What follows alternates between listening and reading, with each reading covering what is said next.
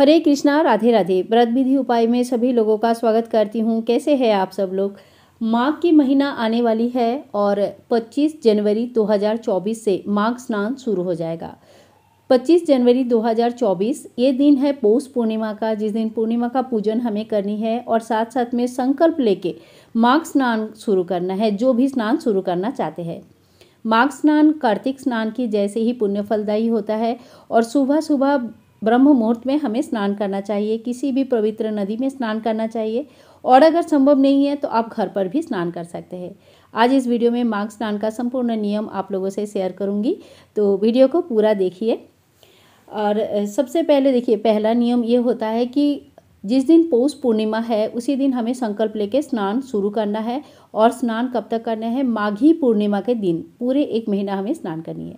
स्नान करने का सबसे जो शास्त्र में बताया गया नियम है वो है कल्पवास करनी है, यानी कि किसी भी नदी किनारे जो पवित्र नदी किनारे रहा वहाँ पे रहने की व्यवस्था किया जाता है, वहीं रहकर भगवान श्री विष्णु नारायण का नाम जप तप किया जाता है, दान हवन आदि किया जाता है और साथ साथ में सुबह ब्रह्म मुहूर्त में नदी किनारे स्नान किया जाता है। इसे कहते हैं कल्पवास, 1 महीने के लिए।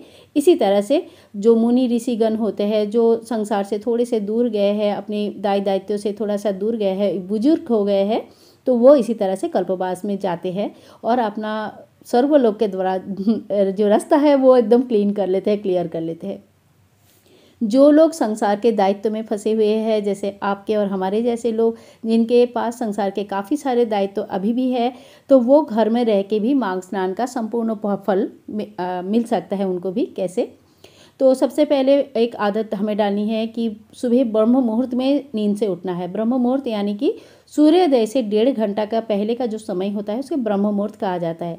हिसाब लगा के देखा जाए तो आजकल सूर्योदय जो है ना 7 बजे के बाद ही होती है, तो 5:30 बजे तक हमें जो है ना निश्चित रूप से उठ जाना चाहिए।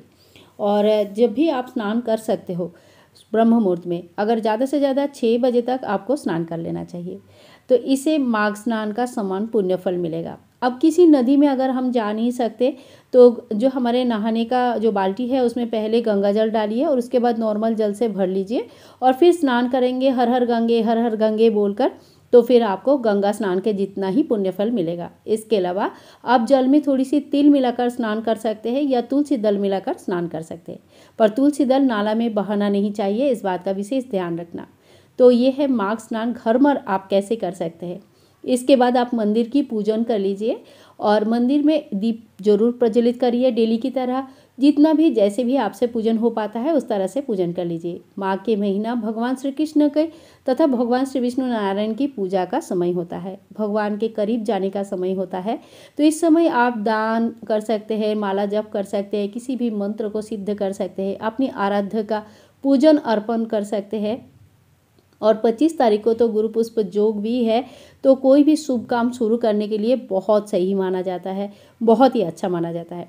तो आप कोई भी अच्छा काम शुरू कर सकते हैं, जैसे आप कोई माला जप करना चाहते हैं, कोई बिजनेस करना चाहते हैं, कोई नया चीज़ें शुरू करना चाहते हैं, नया कोई शुरुआत, कोई भी प्रकार का नया शुरुआत करना चाहते हैं तो आप ज़रूर करें। इसके बाद देखिए, आप चाहे तो भगवान श्री विष्णु नारायण का सेवा ले सकते हैं, आप चाहे तो राम दरबार का सेवा ले सकते हैं, लड्डू गोपाल जी राधा रानी की सेवा ले सकते हैं। तो आप भगवान श्री विष्णु नारायण के किसी भी स्वरूप का एक विशेष सेवा पूरा माघ के महीने में संकल्प लेके शुरू कर सकते हैं। इसके लिए आपको क्या करना पड़ेगा? मंदिर में जो दीपक आप प्रज्वलित करते हैं वो तो करेंगे ही, जिनकी भी आप आराध्य भगवान की सेवा ले रहे हैं, चाहे वो अपनी की माता रानी हो, भगवान शिव परिवार हो, या लड्डू गोपाल जी हो, या आपके राम दरबार हो, या कोई भी है जो भी आपके आराध्य है, उनके नाम का एक विशेष अलग से आपको दीपदान जरूर करना है। इसके बाद आप मंदिर में आरती वगैरह कर लीजिए। आरती सभी भगवान के लिए होती है, तो सभी भगवान को आरती दिखाइए और इसी तरह से ना आप माघ स्नान का नियम शुरू कर सकते हैं। माघ स्नान के समय हवन भी किया जाता है। बहुत लोग सुबह सुबह भगवान श्री विष्णु नारायण लक्ष्मी जी के लिए हवन करते हैं, तो आप चाहे तो हवन भी कर सकते हैं।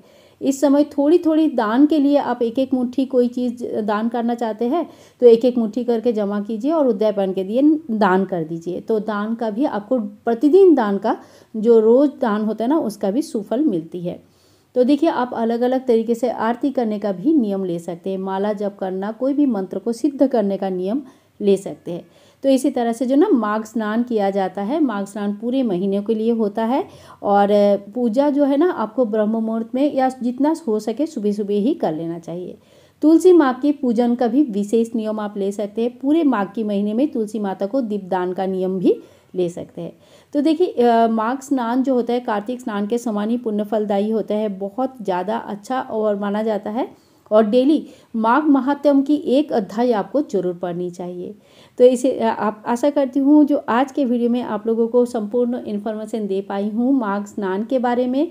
घर पर रह के किस तरह से माघ स्नान करेंगे, किस तरह से माघ स्नान का पुण्य फल मिलेगा, तो वो सारी चीज़ें अगर आप लोगों को कोई भी डाउट है तो आप पूछ सकते हैं।